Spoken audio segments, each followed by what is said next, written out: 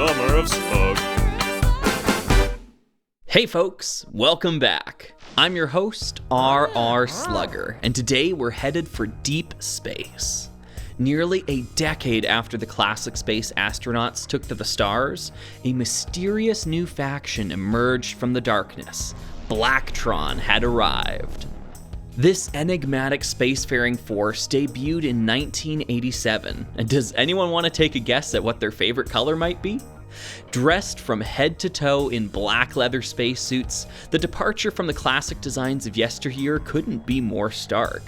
At first, this feels a little over the top, but once you see what the fashion trends were in 1987, it all starts to make sense. This obsession with the color black doesn't end with their getup though. All Blacktron vehicles sport a sunglasses at night vibe that would make Corey Hart blush. In fact, that's the only thing missing here. I know it's anachronistic, but I think it's hilarious to imagine that they're all wearing shades under their black visors. Biker Bob would roll with Blacktron, no question. Beyond the blackness, yellow, transparent yellow, and transparent red all have important parts to play as well. Serving as visual accents or indicating functionality, these colors are also significant to the aesthetic that Blacktron prides itself with. However, as quickly as they arrived, they were gone, leaving us with only 5 sets total from the theme. Because of their cult popularity among LEGO fans though, these kits will cost you a pretty penny. Even though they're expensive and difficult to photograph effectively, I simply can't knock how imposing and aggressive they look in person. This was LEGO Space in the 80s firing on all cylinders. We wouldn't see Blacktron return in force until the 90s with the sequel series Blacktron Future Generation. Also commonly known as Blacktron 2, the creators of this sub-theme must have felt that Blacktron was underrepresented, as it came flying out of the gate with nearly triple the number of sets. All manner of spacecraft and walkers were present, but what was conspicuously missing was the iconic color scheme of the original. While it would be daft to think that Blacktron could exist without black, Future Generation does ask us to imagine a world without any of the other colors that left their mark upon us. Yellow was replaced with white, and trans red and trans yellow were both replaced with the new trans neon green color, introduced with M-Tron the previous year. This was a pretty dynamic shakeup to the look, but for as much as the vehicles changed, the minifigures changed more. I guess black does go out of style. Gone are the Road Warrior and space vibes, instead being replaced with a mostly white outfit and a big dorky bee emblazoned on the torso, just in case they forget what team they're on. In a vacuum, I don't hate this look. But when you put them side by side, well, I'll put it to you this way. Blacktron 1 was throwing elbows in the seedy mosh pits of 80s dive bars, while Blacktron 2 was telling their friends at school that there's no band heavier than Linkin Park. There's punks and there's posers. Someone's gotta say it.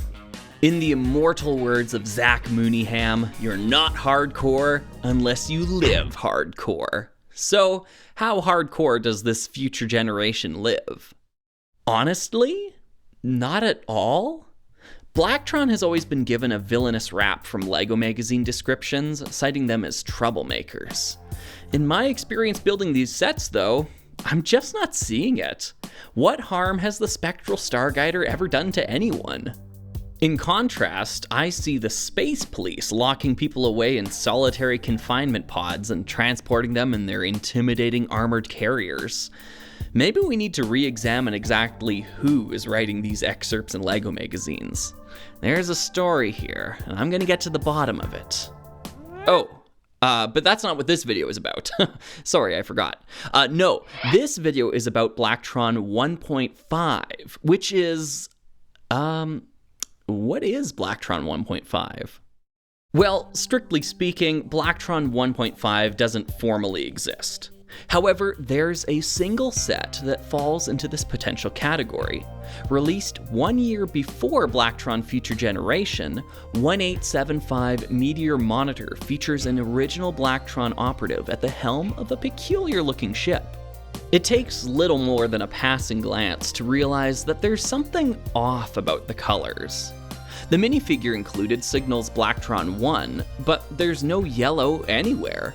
Instead, we have the white and black color scheme of Future Generation, only the transparent red has yet to be swapped for trans neon green.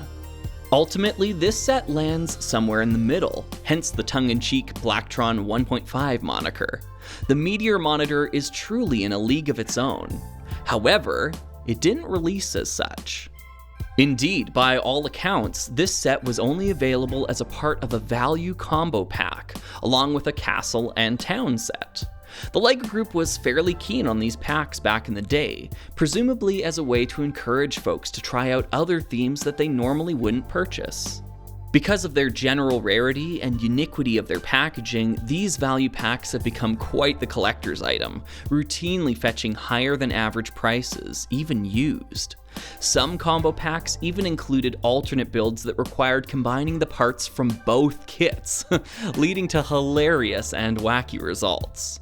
That isn't the case with the Meteor monitor, as it actually sports a pair of alternate builds of its own. The first alternate build forms a flying craft with a more aggressive angle to the wings. Perhaps this is meant to be a single-seat dogfighter of sorts. Either way, it gets immense respect from me for not only giving us a visible source of propulsion, something that the main model even failed to do, but for also using every piece available here. I love ultra-efficient designs like this. The second alternate build secures the double play by also utilizing all available parts. Seriously, well done. Outside the Kabaya promotional sets, this ingenuity is rarer than it should be.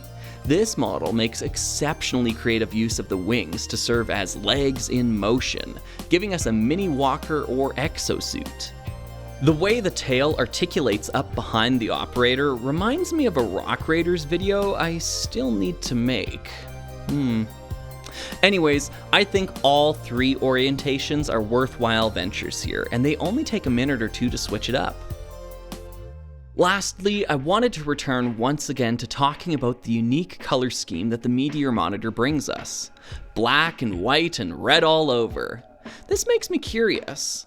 What would other Blacktron sets look like with this color scheme? Well, you don't have to wonder for long. I bought the parts to be able to show you.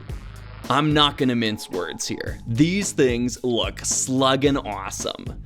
Don't get me wrong though, I'm genuinely a fan of the dopey space adventure look they went for with Future Generation, but this is Blacktron. If you want to make them look like a threat, all it takes is swapping a single color and returning to the original minifigure design. Here's what Blacktron 1 converted to 1.5 would look like too. And heck, once you're there, it doesn't take all that much effort to convert a 1.5 model back to 1. We've come full circle. I'd like to know your thoughts on the color schemes I've shared with you today. Do you think we missed out by not getting a full wave of Blacktron 1.5? Do you see the same potential in it that I do? Let me know. I'm also curious to hear if any of you own one of these combo value packs. What are your thoughts on the LEGO Group's old practice of bundling sets you want with sets that you might not wait? We still have that, don't we? On that happy note, thanks for watching everyone.